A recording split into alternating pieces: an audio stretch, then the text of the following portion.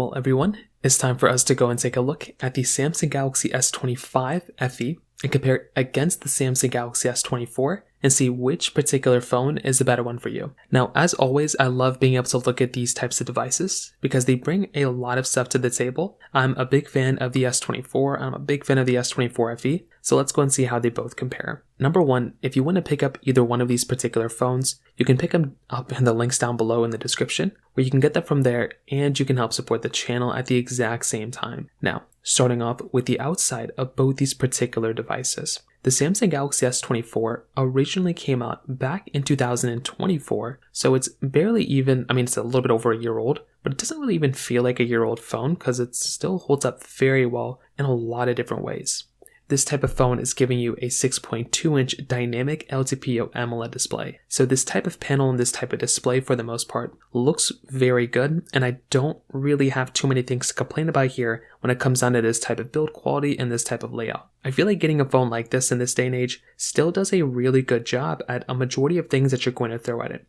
And you have to remember that with devices like this, they're not really going to be perfect. They're not going to give you like the best type of experience of all time, but they're still going to be giving you like a really good type of display. And they're still going to be able to give you essentially 120 Hz, 2600 nits of peak brightness. It still is a very good type of panel when it comes down to it. And I, for one, I am still a massive fan when it kind of comes down to it from that side. Now, with this type of panel, you have to remember it is going to be one of those types of phones that over time, it will kind of end up aging better, I think, than a lot of other devices, mostly because that brightness is so high. And because this is one of Samsung's major flagships, it's just automatically going to hold up a little bit better when it comes down to that side as well. So from that side too, that kind of covers it up there as well. Now, on top of that, another really important thing to keep in mind here too, is that when you take a look at these types of devices, with the Samsung Galaxy S25 FE, this type of phone is going to be a little bit of a different type of, layout. This phone is going to be basically giving you a 6.7-inch dynamic LTPO AMOLED display. So that type of panel is going to be significantly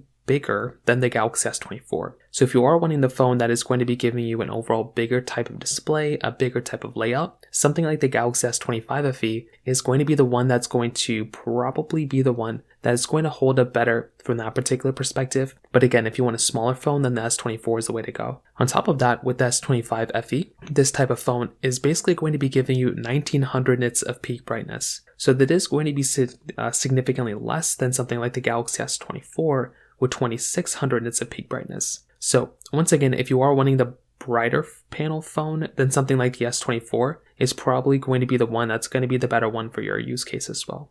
The build qualities are also fairly similar. There's not really too many differences here either. They're both giving you frosted glass backs and different things like that. So there isn't really like a big massive difference, I would say, from that side either, which I don't think is a big thing, for the most part, because you're still getting like really good types of build quality, really good type of experience between both these types of devices when it comes down to it. So I know for me personally, from that side, I kind of do think that right there is like another one of those nice things to kind of keep in mind there within that type of device as well. Maybe it's not the biggest deal in the world, but it could just be another one of those minor small things you might end up experiencing from that side. Now, on top of that, I think another really important thing to keep in mind here as well is the fact that between these types of devices, you're also going to be getting these camera setups on the backside as well. So these cameras, as always, are very, very important things to kind of have and to kind of keep in mind, because if you're going to go through and pick up any sort of type of camera, you're probably wanting the one that's going to be giving you an overall better type of setup. So they're both triple camera setups. They're both wide ultra-wide telephoto lenses. The megapixel counts are kind of similar for the most part, not anything too crazy. Now they're both giving you 8K capability on the backside and 4K at 60 on the front side. So if you are wanting the device, once again, that is going to be giving you the overall better type of camera. It's going to be kind of tough to tell because there's a lot of overlap, but there's also some differences here. And if I'm looking at both, I would probably say that both of these bring a lot of stuff to the table. So the Galaxy S24, I think these lenses are very good because these are Samsung's like a major flagship, right? They spend the most amount of time, effort, and money into those types of devices. So whenever you go through and spend quite a bit of time on a particular device, the S24, S25, Samsung is going to spend the most amount of time and money into those types of devices considering those are their major flagships. With something like the Samsung Galaxy S25 FE, this one is a little bit different because this is not the major flagship, but it still is giving you like a pretty good type of layout when it comes down to it. And I do think just that in and of itself right there is another really cool thing going on for this particular type of device. And I do think if you are in the market and you're going to go through and pick up some sort of a device, these types of devices do give you like a pretty good type of layout. So again, they're not necessarily perfect,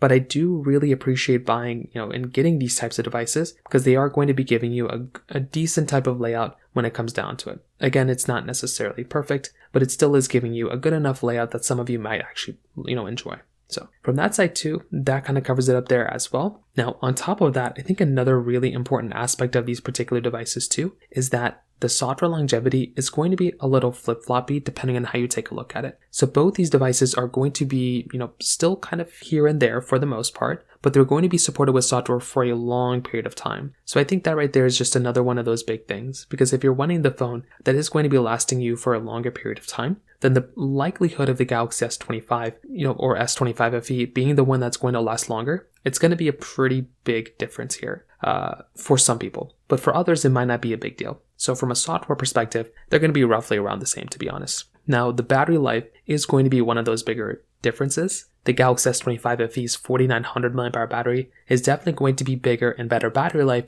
than the S24's 4000 mAh battery. So from that perspective too, if you are trying to get the phone that is going to be giving you the overall better battery life, then the Galaxy S25 FE is going to be the one that is probably going to be giving you the slightly better battery life when it comes down to it from that side as well. And finally, when it comes down to the performance, this is going to be a big difference.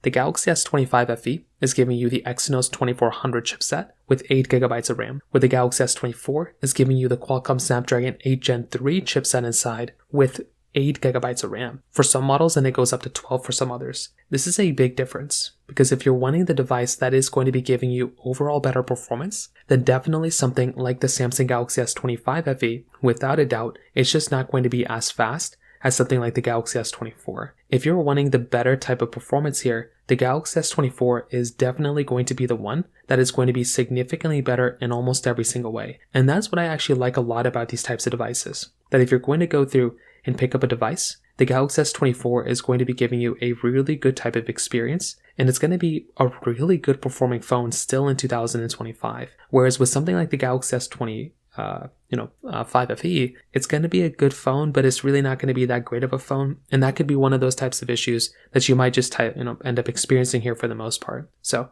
again, it just kind of depends on up to you how you kind of want to take a look at it. But if I'm about to go through and pick up a device, I definitely do think something like a Galaxy S25 FE is going to be good. It's going to be okay. But definitely something like a Galaxy S24 FE, the Galaxy S24 is definitely going to be the better one in my personal opinion. So to kind of sum it up, what I definitely will tell you is that if I'm about to go through and kind of pick up a device, I definitely do think something like a Galaxy S25 FE is a good phone, and it kind of brings some things to the table. But the S24 I think is a significantly better type of device. And if I'm about to go through and pick up a phone, I definitely do think a Samsung Galaxy S24 is probably the one that's going to make a lot more sense to go ahead and pick up rather than something like a Galaxy S25 FE. I think the S25 FE was like a good phone, kind of, but it's not really anything crazy, and it's not really a device that I would look at and like recommend people to buy. So in that particular situation, I'd way recommend a Galaxy S24 more so than something like a Galaxy, S25 FE. So if you have any other thoughts or questions, please let me know in the comment section below. Hit the like button, that will mean so much, but definitely hit that subscribe button. More importantly than everything else, I love every single one of you guys. Hopefully I'll catch you guys in the next video. Peace out till then.